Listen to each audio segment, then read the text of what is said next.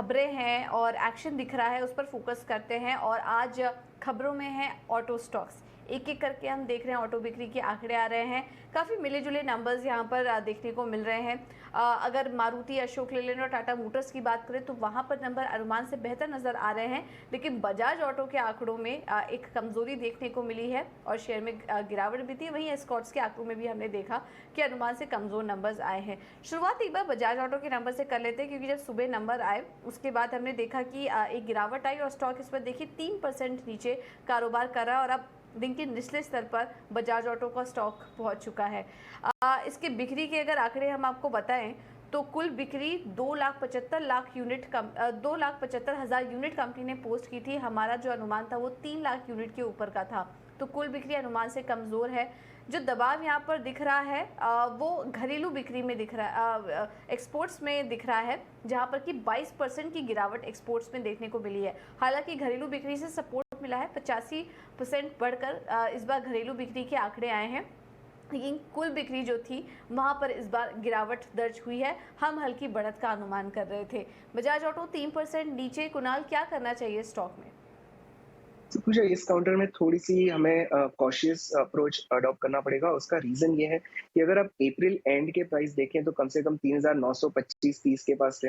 वहाँ से एक गिरावट हमने देखी 3,500 तक, रिकवरी फिर से देखी 3,925 के लेवल तक।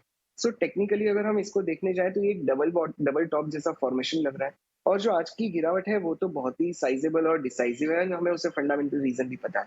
सो we have to be cautious on this counter. अगर यहाँ से फर्दर सेल ऑफ आता है तो ये काउंटर हमें 3,500 तक के लेवल्स बता सकता है। सो ट्रेडर्स के लिए 3,720 के नीचे शॉर्ट करने की सलाह बनेगी। इसका स्टॉप लॉस बनेगा 3,775 का और टारगेट बनेगा 3,550 का। 3,550 का टारगेट यहाँ पर देखने को मिल सकता है बजाज ऑटो में। चलिए अब आगे बढ़ते हैं और स्कॉट्स के नंबर्स पर भी एक बार नजर डाल लेते हैं, क्योंकि यहाँ पर भी कमजोरी देखने को मिल रही है। स्टॉक इस वक्त देखिए 2% से ज़्यादा नीचे इस वक्त कारोबार कर रहा है। दिन के निचले स्तर पर अब स्कॉट्स का शेयर भी आ चुका है।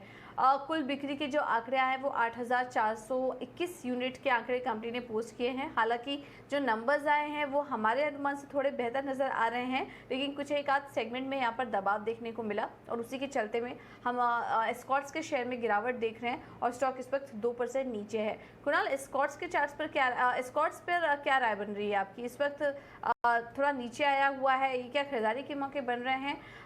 ट्रेडिंग के लिहाज से क्या रणनीति सुझाएंगे आप? सो अगर ओवरऑल फॉर्मेशन की बात करें तो अप्रैल मिड से लेके अब तक ये काउंटर एक अपवर्ड चैनल में है। बट ये जो चैनल है वो एक बहुत ही साइजेबल करेक्शन के बाद हमने देखी है।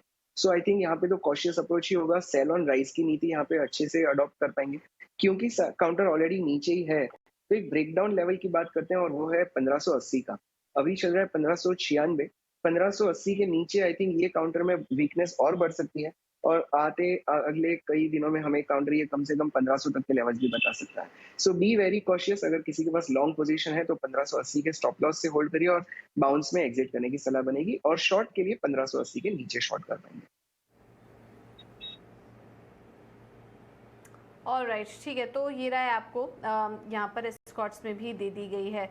बाजार देखिए अब 16,500 के जो लेवल था अब उसके भी नीचे आ चुका है। वो लेवल भी तोड़ा, 16,499 ये लेवल टच किया, लेकिन फिर उसके ऊपर आया। तो ये जो उतार चढ़ाव है ये बना हुआ है, 16,500 के आसपास टिका हुआ है। बाजार टिकने की कोशिश कर रहा है इस वक्त। और जैसे कि कुणाल ने कहा कि ये 16,500 एक काफ़ी इंपॉर्टेंट सपोर्ट लेवल दिखाई दे रहा है। जितनी बार देखिए मार्केट नीचे आ रहा है उसके बाद यहाँ पे एक उछाल भी नज़र आ रहा है इन स्तरों से।